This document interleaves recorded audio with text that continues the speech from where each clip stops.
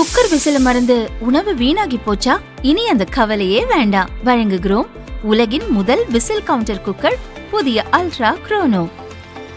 Ultra என்றால் ஆரோக்கியம்.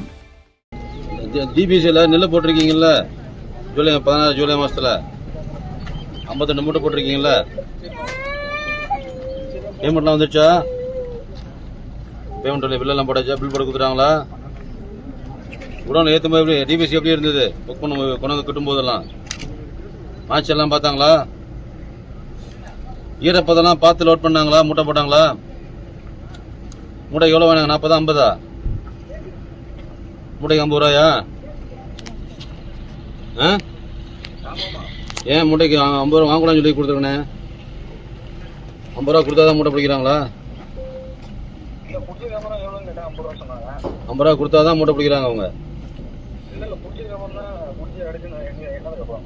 மூட்டை எண்ணதுக்கப்புறம் 50 ரூபா மூட்டைக்கு 50 ரூபா கொடுத்துருக்கீங்க, அப்படித்தானே? எல்லாம் அப்படி எல்லாரும் அப்படி தான் பண்ணுறீங்களா? எல்லா ஃபார்மும் அப்படி தான் பண்ணுறீங்களா? எல்லா விவசாயம் அதே மாதிரி தான் கொடுத்துருக்காங்களா? கடலூரில் அரசு நெல் குடோன்களை உணவுத்துறை அமைச்சர் வெங்கட்ராமன் ஆய்வு செய்தார். வடலூர் அருகே நேரடி தற்காலிக நெல் கொள்முதல் நிலையத்தில் ஆய்வு செய்தபோது விவசாயிகளிடம் கொள்முதல் தொடர்பான விவரங்களை கேட்டார்.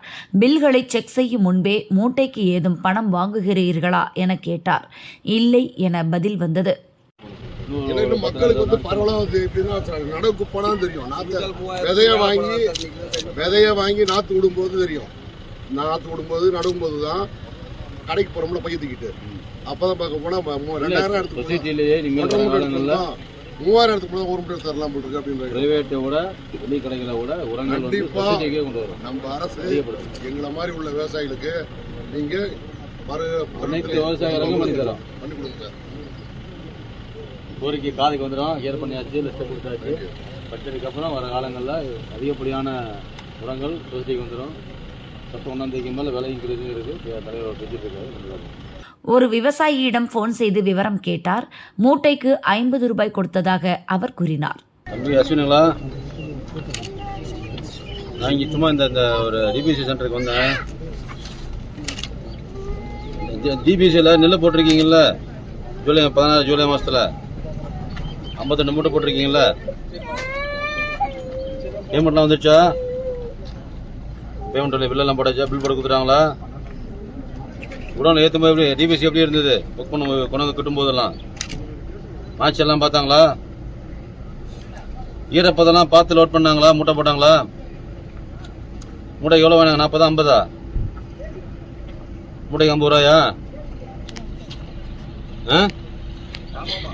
ஏன் மூட்டைக்கு 50 ரூபா வாங்கக்கூடாதுன்னு சொல்லி கொடுத்துருக்கண்ணே.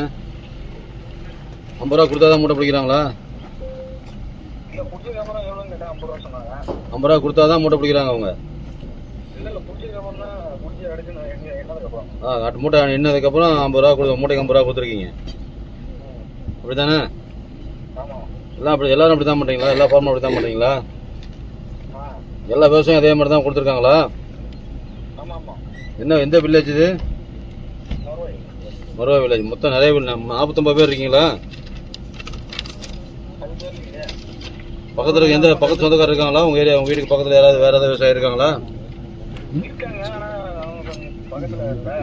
சும்மா உங்கள் பேர் தெரியுமா? உங்கள் பேர் மட்டும் சொல்லுங்க. உங்கள் பக்கத்து காலனியில் விவசாயம் யாராவது பேர் என்ன பேர் முடிஞ்சு நான் போட்டு நான் செக் பண்ணிக்கிறேன். எந்த பேர் சொல்லுங்க.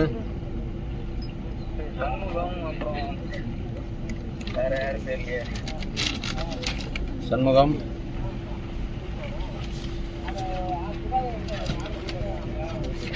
வேற ஏதாவது பேர் ஞாபகம் இருக்கா? சரி, ஓகே, நான் பார்க்க சொல்றேன். இதை கேன்சல், இந்த பிசி கேன்சல் பண்ணி வேலை போடுங்க. ஆர்டர் இஷ்யூ பண்ணுங்க. ஆர்டர் இஷ்யூ பண்ணிட்டு வாங்கலைங்க. நீங்கள் வாங்க சொல்கிறாரு அவர். என்னது என்ன சொல்கிறாரு? என்ன சொல்கிறாரு? புக்கு ஜெராக்ஸ் சொல்லுங்க.